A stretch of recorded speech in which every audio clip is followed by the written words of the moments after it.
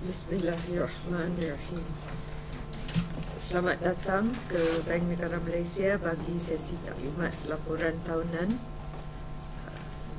2013 dan laporan kestabilan kewangan dan sistem pembayaran 2013. It's my pleasure to welcome all members of the media here in conjunction with the release of our annual report for 2013 and for the payment systems report. The bank provides our projections, our assessments of the outlook of the global economy and of the domestic economy, and of course the risks and challenges that we are confronted with, as well as our policy actions during this period. In 2013, the Malaysian economy, as we know, expanded by 4.7%, and this was achieved in a challenging environment that was characterized by continued weakness in the global economy and weakness in world trade, in particular in the first half of 2013, and increased volatility in the international financial markets during the year. Notwithstanding these external challenges, domestic demand remained resilient, led by robust private sector economic activity. Inflation recorded a 2.1% increase during the year, and the external position of the nation remained sound, with a continued surplus in the current account, a manageable level of external debt, and ample international reserves. The large and volatile capital flows we experienced during the year was well intermediated by the domestic financial system, with the domestic financial markets remaining orderly during the period. Overall, the Malaysian economy performed well in 2013 and is positioned to sustain the growth momentum in 2014. For 2014, the global environment is expected to improve, supported by growth in both the advanced and emerging economies. Key risks, however, remain for the global economy. This includes the continued fiscal uncertainties in the advanced economies, financial imbalances in both the advanced and emerging economies, and risks from the global monetary policy normalization that we expect to take place. And this is important because it could have potential destabilizing capital flows, in particular to emerging markets, and this would result in volatile financial markets. The recovery, as assessed in our annual report in the advanced economy, is expected to be modest due to structural constraints that continue to exist. The emerging economies will continue to remain a significant contributor to growth going forward. Since 2006, the emerging economies have contributed more than 70% of global growth. And in 2013, growth in these economies was affected by the prolonged weaknesses in the external demand, and in some economies it was due to their own domestic vulnerabilities. In this environment, growth in the emerging economies is expected to be moderate but remain broadly favorable in 2014. In other words, there's going to be a sustained growth in most emerging economies. While there is this growth, it may not be as high as previously. Emerging economies, however, face the challenge of managing external risks and balancing the policy measures to address rapid credit growth and other excesses to ensure that this does not result in an over-adjustment in our economies. In Asia, the growth momentum is expected to be sustained, supported by the improvement in external demand. And in China, with the continued rebalancing efforts, the economy is expected to trend towards a more sustainable growth path. Global inflation is expected to remain moderate in 2014, following broadly unchanged price pressures in the commodity markets and the more favorable supply conditions. And in the advanced economies, inflation is expected to remain low, while prices in most Asian economies are generally contained. With a broader economic recovery underway in the US, we note, of course, the Federal Reserve has started reducing the pace of its asset purchases, and the monetary conditions in the US and several other major advanced economies is, however, expected to remain highly accommodative. So while there are this normalization taking place, there will be highly accommodative policies still in place. And in Asia, monetary policy is shaped by domestic considerations, resulting in divergence in trends of policies. Let me now turn to the Malaysian economy. The economy is expected to remain on a steady growth path, expanding within the range of 4.5 to 5.5% during 2014. With better performance in the external sector, and also despite moderation in domestic demand, it will continue to be the main anchor of growth, led by the private sector amid continued public sector consolidation. Domestic demand is expected to grow by 6.9% in 2014, with a range of within the range of its long-term average of 6 to 7%. Private investment is projected to remain robust, driven by the ongoing implementation of multi-year projects and the improvement in external demand. And private consumption is expected to expand at a more moderate pace of 6.9%, supported by favorable labor market conditions and sustained income growth. In line with the commitment for fiscal consolidation, public consumption is expected to record slower growth. Meanwhile, public investment will be supported by capital spending by the public enterprises and federal government development expenditure. Gross exports is expected to improve in 2014 with the improvement in external demand.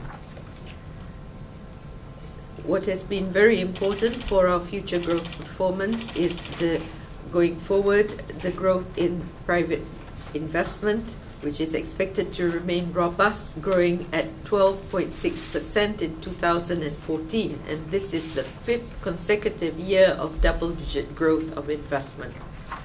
Investment approvals have continued to gain momentum, reaching a record high of 216.5 billion in 2013. And these investment approvals will translate into realized investments within the next 3 years. Based on a survey by the bank with businesses, these investments are broad-based and geographically diverse, supported by improvements in external demand and continued expansion in domestic consumption.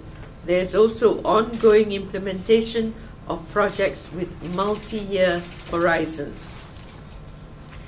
After experiencing 2 consecutive years of strong growth, private consumption is set to trend towards its long-term average of 6.6%. And with a projected growth of 6.9% for 2014, the private investment will remain the main driver. Private consumption will remain the main driver of growth for the economy. Our assessment is that our labor market is in this environment will remain favorable in 2014. The continued strength of the domestic-oriented sectors and the improvement in external-oriented sectors are expected to support both employment and wages. The unemployment rate remains low at 3.1%. On the supply side, all economic sectors are expected to register positive growth in 2014. The two major sectors of our economy, namely the services and the manufacturing sectors, which both account for 80% of GDP, are expected to benefit from the improvement in the global economy amidst sustained growth in domestic demand. Growth in the commodity sector will be driven mainly by higher production in natural gas, crude oil, and palm oil. And growth in the construction sector is expected to remain strong, supported by residential and commercial property subsectors and civil engineering projects. Over the years, the Malaysian economy has steadily become more diversified while advancing into higher value-added downstream activities with reduced over-concentration in any particular sector. The share of non-primary sectors to GDP has continued to increase, particularly in the manufacturing and services sector. There's also a move for higher value-added resource-based activities in the manufacturing sector, with the resource-based industries becoming the largest manufacturing subsector, generating more jobs, higher productivity, and income. On our external position, gross exports is expected to register a stronger growth of 5.8% in 2014, supported by higher demand for exports of manufactured products and commodities, reflecting the recovery in the global economy. Gross imports, however, is also projected to expand, and even at a more faster pace of 8.9%, led by higher imports of intermediate goods to meet improved external demand for manufactured exports, and of capital goods, capital imports, amidst the strong expansion in investment activity. With higher exports, the current account balance is expected to remain in surplus. However, with the strong import growth, that surplus is expected to narrow to 3%. And 3% of the gross national income. The narrowing of Malaysia's current account surplus in part reflects the ongoing investment in infrastructure, new growth areas, and the higher value-added industries, which over the medium and longer term would increase our productive capacity and also our export competitiveness. So with turning now to the financial markets, with the implementation of the unconventional monetary policies by the advanced economy since 2008, it has generated a significant amount of capital flows to emerging economies, and the announcement of the scaling back of these asset purchase program, in particular by the Federal Reserve Bank in 2013, has led to a reversal of these flows.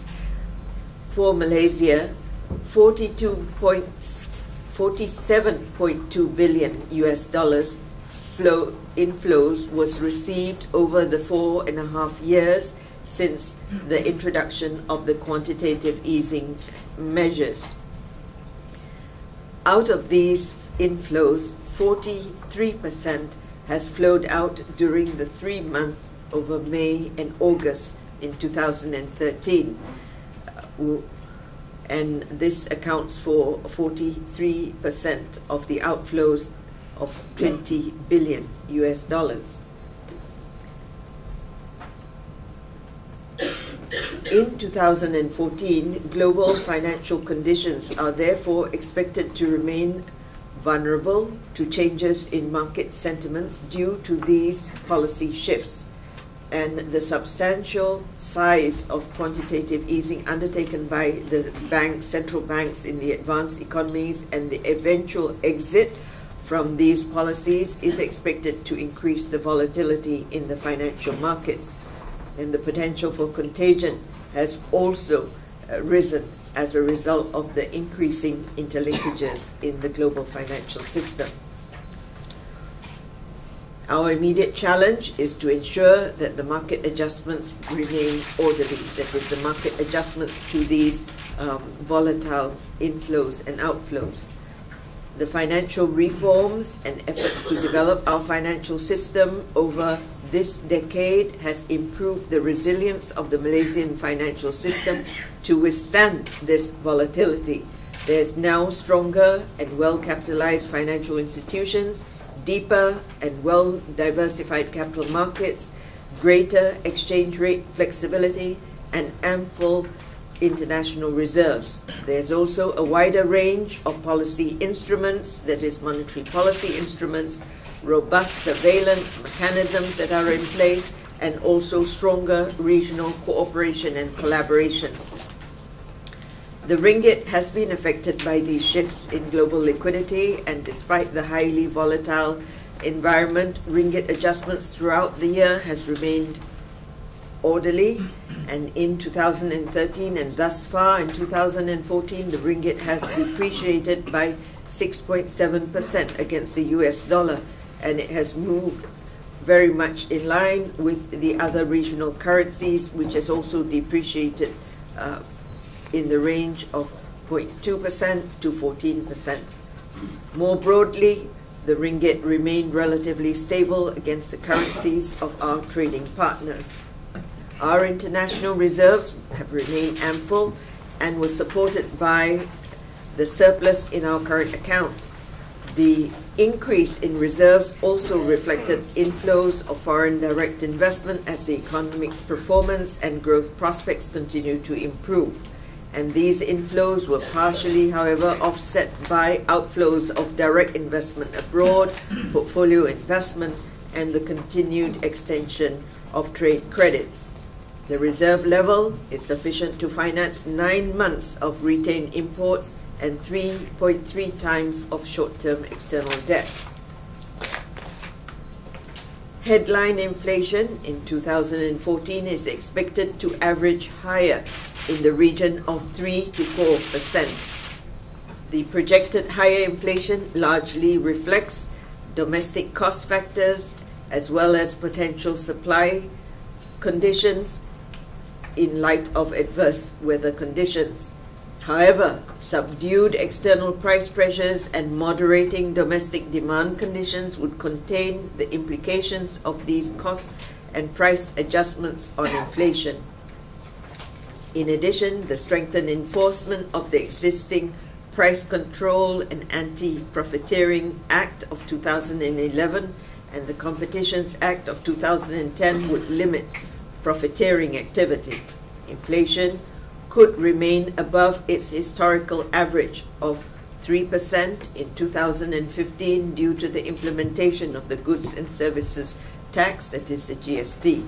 However, this is expected to be transitory, as inflation will decline in 2016 as the impact of this price adjustment lapses. Monetary policy in 2014 will aim to support the sustainable growth of the Malaysian economy amid continued uncertainties in the global environment while mitigating potential vulnerabilities from cost-push inflation and financial imbalances. The risk of second-round effects is low at this juncture. The focus of surveillance remains at identifying signs of inflation becoming more pervasive and persistent. The continued low global and domestic interest rate environment also makes it important to be vigilant to the build-up of financial imbalances. To the extent that such imbalances occur within specific segments of our economy, other targeted policy instruments such as macroprudential measures have been deployed and will be deployed to address the risks. While such measures, including fiscal and other measures, have been introduced, and they have been effective in addressing specific areas such as the build-up of household indebtedness, rising property prices, it has, however, not addressed the potential risks associated with disintermediation, the mispricing of risk, and the misallocation of resources. So we will continue to monitor these risks of such buildup of such financial imbalances. These measures, that is the macroprudential measures and other measures, therefore are a complement and not a substitute for monetary policy. In 2013, private sector financing activity remained supportive of economic activity, expanding at an annual rate of 9.8%, and this is a moderation from the higher rate of credit expansion of 12.4%. For businesses, there was continued loan disbursements and funds raised in the capital market, while financing was channeled to various productive sectors. The growth in outstanding loans to households by banks and non-banks did moderate to 11.7%, and this is a positive trend because earlier in 2012 it was 13.5%, and this explains the higher level of indebtedness. And this reflects mainly the slower growth in personal financing and, to a lesser extent, loans for the purchase of properties, as measures implemented in 2013 have begun to take effect. At the end of January 2014, total net financing continued to increase at the annual rate of 10.3%, underpinned by sustained demand for both by businesses and households. The financing environment is also characterized by adequate liquidity which will continue to support access to financing for productive investment purposes and eligible borrowers. In 2013, the bank and the government announced several measures to address rising household indebtedness and rise in house prices. Following these measures, there have been some moderation in demand for personal financing and loans for the purchase of residential properties, as reflected by the moderation in household loan applications from both banks and non-banks. For personal financing, the demand has moderated since July of 2013, particularly among the non-bank financial institutions. For residential property, applications have also moderated more recently, reflecting the revised real property gains tax, which has come into effect January this year. Importantly, these measures were aimed at addressing pockets of risk and not aimed at curtailing the broad access to financing by eligible borrowers. The bank will continue to monitor for signs of build-up of risks of financial imbalances that could destabilize our economy and affect the sustainability of our growth. Turning now to the fiscal position, the federal government's fiscal consolidation is expected to remain on track, achieving a fiscal deficit of 3.5% of GDP in 2014 and 3% by 2015, and a balanced budget by 2020. The fiscal reform measures also include both revenue expansion and expenditure reforms. And the formulation and implementation of fiscal strategies is governed by the Fiscal Policy Committee, which was established during the year 2013. The continuous improvement in fiscal balance is important for the economy to ensure that the government debt levels would remain sustainable and allow for fiscal buffer so as to strengthen our economic resilience. Restructuring of the subsidy system would allow for a more efficient allocation of resources, and this would, however, also require the development of a comprehensive social protection system and further investment in infrastructure development. A gradual and measured pace of fiscal consolidation will allow businesses and households to make the appropriate adjustments. This is key for the sustainability of our economy. Otherwise, this will push the adjustment to the next generation, and therefore it has to be taken into account in the current environment so that we remain resilient. So in summary, the economy is projected to remain on a steady growth path of 4.5 to 5.5% in 2014, supported by an improved external sector performance and robust private sector investment activity. Headline inflation is projected to be in the range of 3 to 4%, slightly higher above its long-term average, and the current account of the balance of payments will remain sound with a surplus, and Malaysia has the capacity to intermediate the continued volatility in capital flows. The continued resilience of the Malaysian economy is also underpinned by our strong fundamentals. This is a more diversified economic structure where also there's an increasing share of domestic demand in the economy, which is led by the private sector. So our growth being private sector driven, our low unemployment and stable employment conditions, a more diversified export market and trading partners, and finally, a well-developed and resilient financial system. Now, the annual report concludes with our accounts. It is Bank Negara Malaysia's annual financial statements, and it shows that the bank's financial position has remained strong. As at end 31st December 2013, total assets amounted to 474 billion ringgit, with international reserves amounting to 441.9 billion ringgit.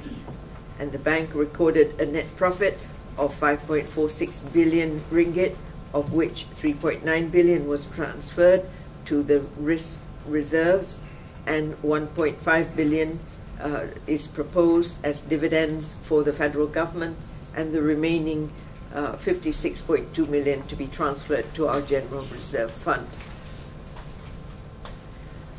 Let me now turn to our financial stability and payment systems report. This is a second report that has been given out to members of the media. This report is a publication by Bank Negara Malaysia that covers the bank's assessment of the risks and challenges that affect the functioning and stability of our financial system, the capacity of our system to manage these risks and challenges, and the policy responses and measures taken to strengthen and develop our financial system and the payment system so as to secure their resilience. The financial system has continued to demonstrate a high degree of resilience amid uncertainties in the international financial markets and our domestic economy.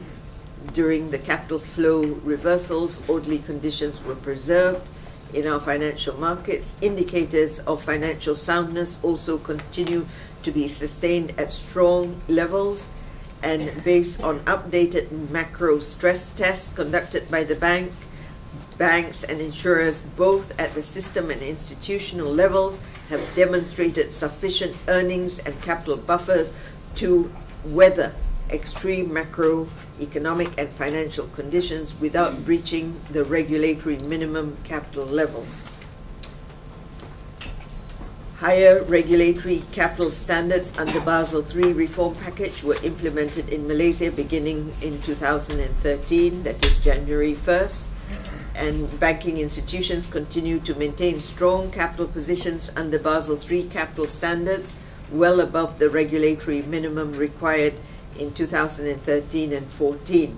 And the strong capital buffers have been supported by prudent earnings retention policy and successful implementation of dividend reinvestment plans by a number of banks to boost their common equity levels. In the takaful sector, the industry has similarly transitioned towards the adoption of risk-based capital framework for takaful operators in January 2014, following a one-year parallel run, and this will better support well-capitalized takaful industry and significantly strengthen incentives for sound risk management by takaful operators.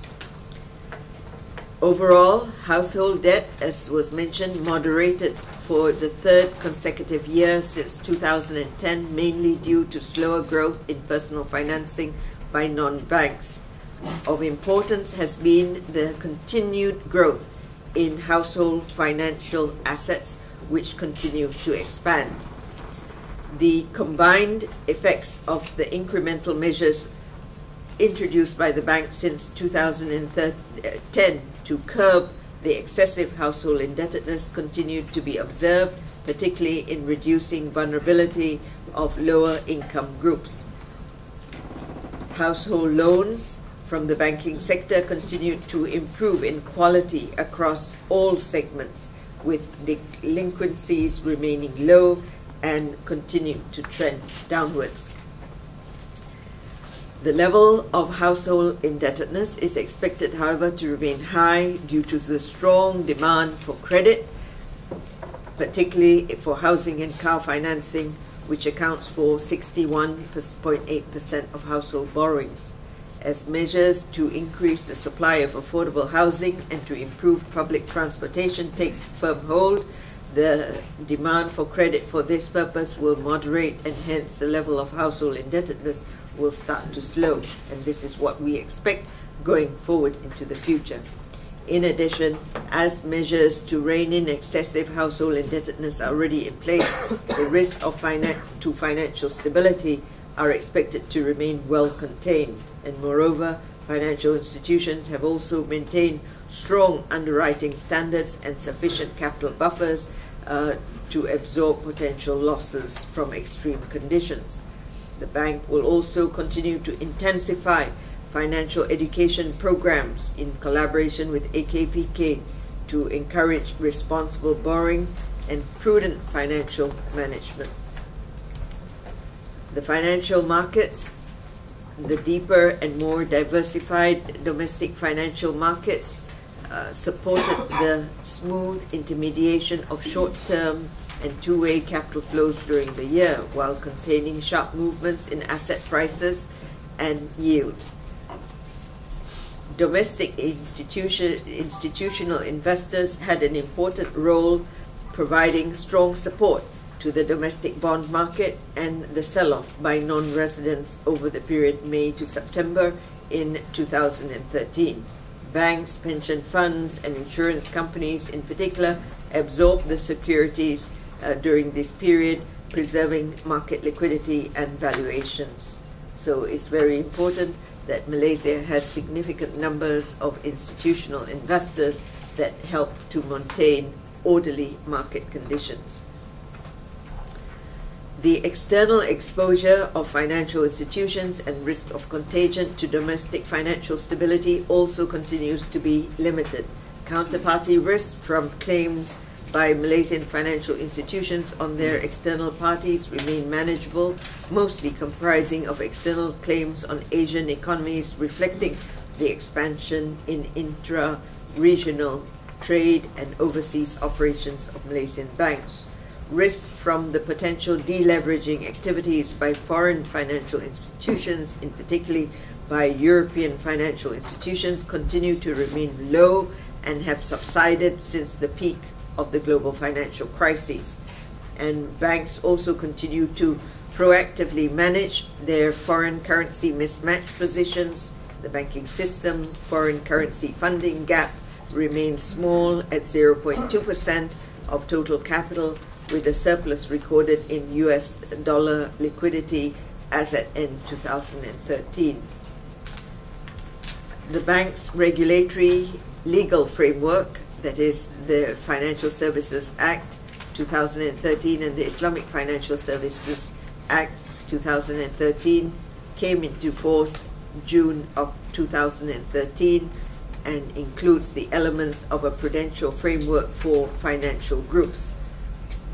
For Islamic finance, development and issuance of Sharia and operational asset standards are to promote greater transparency and the consistency in Sharia contract applications. The IFSA also reinforces a clear distinction between Islamic deposits and its investment accounts based on Sharia precepts, requiring a clear separation between Islamic deposits that are principal guaranteed and Islamic investment accounts. To date, the bank has issued final Sharia and operational standards for the Murabaha in April 2013, while concept papers on 11 other Sharia standards and 2 operational standards for various Sharia contracts have been published for industry feedback. This work will continue throughout 2014, and these standards will become effective in June 2015. The legislation also significantly strengthens the framework for consumer protection. The bank has now completed a review of the current functions, scope of disputes handled, and funding arrangements of the Financial Mediation Bureau, and this will give effect to provisions for the establishment of a financial ombudsman scheme. The Financial Ombudsman Scheme will have wider authority to deal with consumer disputes, and the bank expects to publish the outcome of this review for public feedback in the April this year.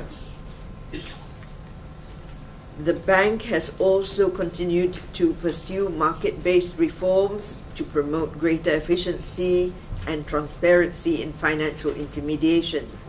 And this I will say a little bit more at the conclusion of this presentation. This includes the introduction of the pricing reform for the payment instruments that was announced in March 2013, aimed at aligning the price of payment instruments with actual costs of production and processing. It is to incentivize the adoption of e-payments over paper-based payment instruments. The motor premium adjustments are also being accompanied by improved efficiency of motor claims, settlements, and services such as the Accident Assist Call Center and the Motor Claims Guide that were introduced during the year to provide immediate assistance to consumers involved in road accidents. And similar market-oriented reforms are being pursued in the life insurance sector to encourage greater operational efficiency, innovation, and higher level of insurance penetration in Malaysia. Today, also, the bank is announcing the new reference rate, which is referred to as the base rate, to replace the base lending rate. The debt, securities, and sukuk market continue to develop as an efficient platform for fundraising activity and investment. Malaysia's debt securities market remains the largest in Southeast Asia at an over 1 trillion ringgit in outstanding value, or 108% of GDP. And that is a significant achievement for us. 62% of corporate financing is sourced from this bond market, and a significant development during the year was the inaugural issuance of a 2.5 billion ringgit of 30-year Malaysian government securities, extending the maturity profile of the domestic debt securities market. Further liberalization of the Foreign Exchange Administration rules to facilitate trade and investment activities will further contribute to develop the domestic financial market. And the development of the netting legislation is currently underway to secure a more permanent netting-friendly status for Malaysia. Further enhancement is also going to be made during the year to the payment and settlement infrastructure. Another very important development that is usually of great interest is the banking sector financing for SMEs. Financing of small and medium-scale enterprises by the financial system increased to 42.1% of total business financing, supported by a wider range of products and schemes introduced during the year and further improvements to financing processes. A holistic SME financing framework, the various components of this framework are elaborated in the annual report. And this includes a comprehensive infrastructure that supports SME financing, various financing and guarantee schemes, establishment of various avenues for SMEs to seek information and redress, the facilitation of debt resolution and management, as well by the Debt Resolution Committee for small debts, and the intensive outreach and awareness programs. Following its introduction in 2012, the agent banking framework has significant impact on the financial inclusion agenda by enhancing accessibility to financial services, including to remote areas. And this is another achievement during 2013. The lower setup costs provide substantial savings for financial institutions and has brought greater convenience to consumers in smaller districts to conduct banking services. Also important is ensuring effective regulatory framework for agent banking that promotes professional conduct of agents and safeguards the security of agent banking transactions. In just over a year since its implementation, the agent banking framework has achieved significant results. There are more than 5,000 agent banking agents nationwide, while consumers can perform various transactions, including making loan and financing repayments, deposits, cash withdrawals, funds transfers, bill payments, and mobile prepaid top-ups.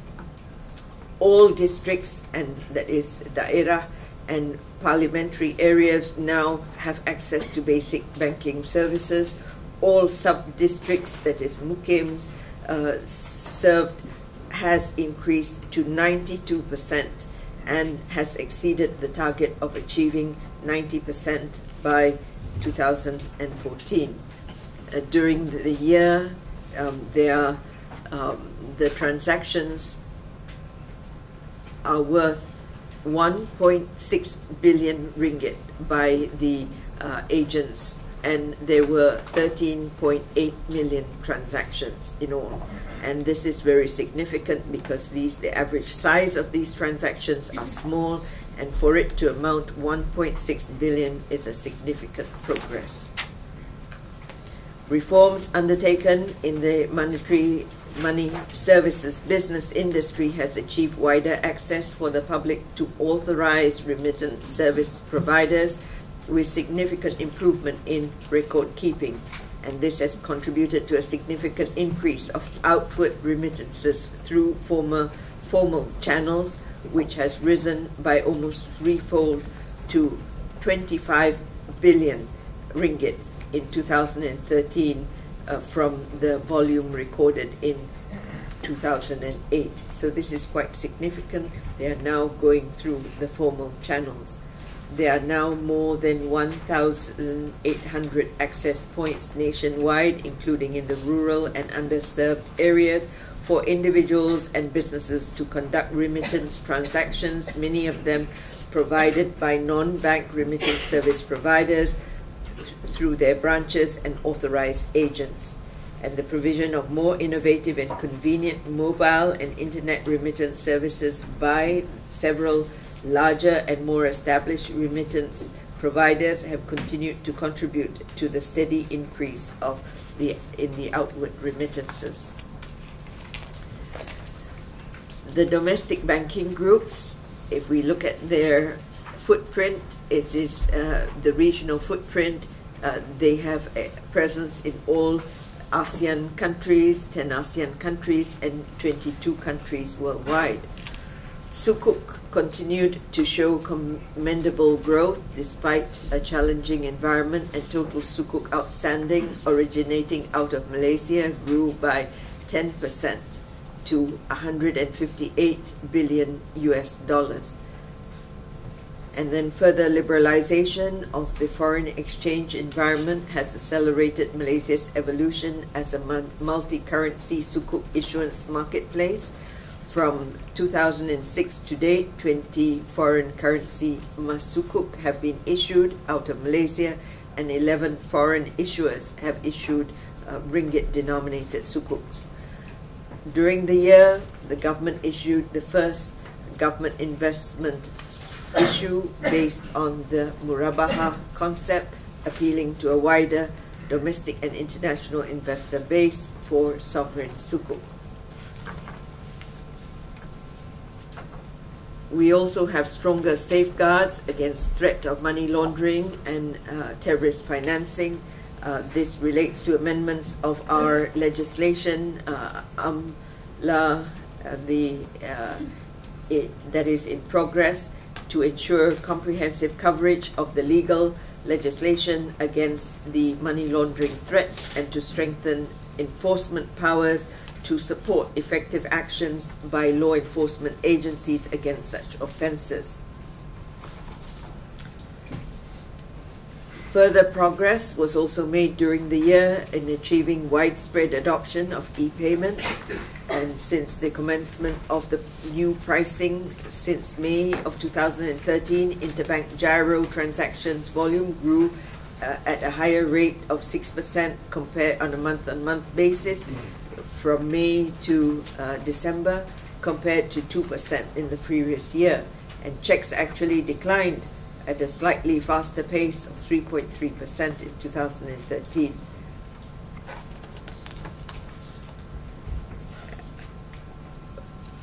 In 2014, our focus is on macro and micro surveillance priorities in a wide range of areas. The bank's surveillance and regulatory supervisory activities will focus on ensuring that banks and non-banks remain sound, maintain sound lending standards, support a sustainable development of the property market.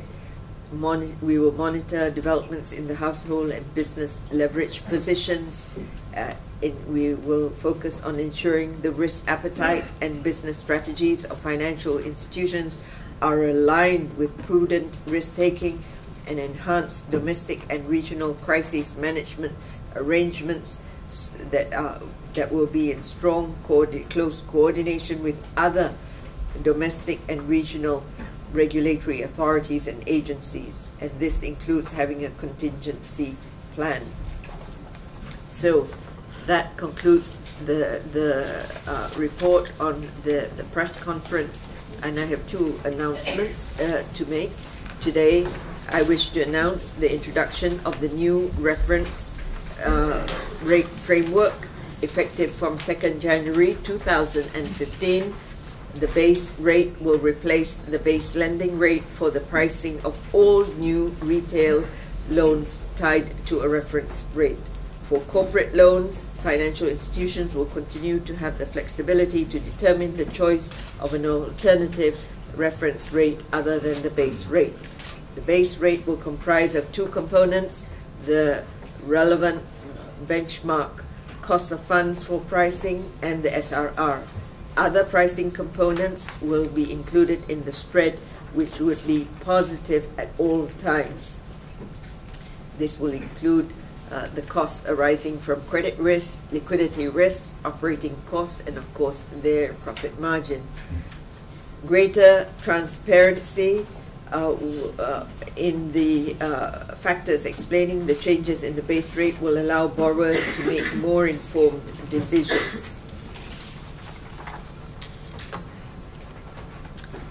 The existing BLR-based loans will continue to be priced against the BLR, of which changes will be linked to the base rate to ensure that existing borrowers are not worse off than the new borrowers. Financial institutions will therefore be required to display both the base rate and the BLR at all branches and websites. It is important to note that this new framework is neutral on interest rates and does not represent any change in the monetary policy. There's one further announcement, and this relates to the new pricing for checks. This will now take effect on the 1st of January 2015. The new pricing for checks is to address the price distortions between e-payments and checks. In this regard, the fee for the interbank gyro has been reduced from 2 ringgit to 10 cents, effective 2nd of May 2013, while a new check processing fee of 10 cents it was initially imposed with effect to the 1st of April of this year. There is now additional time being extended to enable the required devices to be in place, including in several of the federal and state government agencies, to enable their systems to facilitate a comprehensive acceptance of e-payments.